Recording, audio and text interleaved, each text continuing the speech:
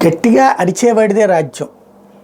ఉక్రెయిన్దే ఇప్పుడు రాజ్యం. ఎందుకంటే అంతర్జాతీయ మీడియా అమెరికా, యూరప్ దేశాల చెప్పు చేతలో ఉంది కాబట్టి వాళ్ళు రాసేదే హైలైట్. అంతే తప్పించి వాస్తవం పక్కకి వెళ్ళిపోతూ ఉంటుంది. ఎందుకు ఈ మాట అనాల్సి వస్తుందంటే జపోరిజియా ఉక్రెయిన్లో రష్యా ఆక్రమించుకున్న ప్రాంతాల్లో అదొక కీలకమైనటువంటిది. ఇంతకుముందు డొనెట్స్క్, లుహాన్స్కి, జపోరిజియా, కేర్సన్ ఈ 4 ప్రాంతాల్లో 70 నుంచి 80% భూభాగాన్ని ఆక్రమించుకుంది. ఆ టైంలో జపోరిజియా అణు విద్యుత్ కేంద్రం మీద రష్యా దాడులు చేసింది. ఎందుకు చేసింది?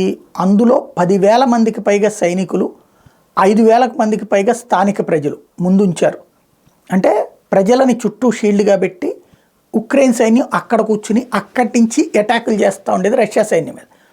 రష్యా సైన్యం ఆ ప్లాంట్ మీద దాడి చేసినప్పుడు అయ్యో అణు ప్లాంట్ పాడైపోతుందంటూ అమెరికా నుంచి ప్రత్యేక అంతర్జాతీయ నిపుణుల బృందం రావటం, వాళ్ళందరూ లోపల ఎవరెవరో ఉన్నారని చెప్పడం, చివరికి యుద్ధ ట్యాంకులు అవన్నీ కూడా లోపల పెట్టి కథ నడిపింది. అంటే ఏదైనా పేలితే అణు ప్లాంట్ మొత్తం పేలుతుంది, బూడిదైపోతుంది అని చెప్పేసి ప్రపంచాన్ని భయపెట్టింది. సీన్ కట్ చేస్తే చివరికి రష్యా తన ఏది కాల్బలం అంటే పదాతి దళాన్ని లోపలికి పంపించి ఉక్రెయిన్ సైన్యాన్ని చంపేసి సాధారణ ప్రజల్ని విడుదల చేసేసి ఆ ప్లాంట్ మొత్తాన్ని తమ స్వాధీనం చేసుకుంది.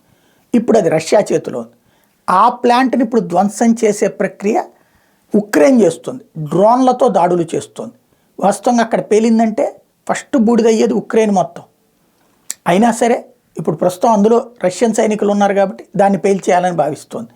మరి ఇలాంటి వాళ్ళు నీతులు చెప్పడానికి అర్హులా అన్నది ప్రజలు ఆలోచించాలి.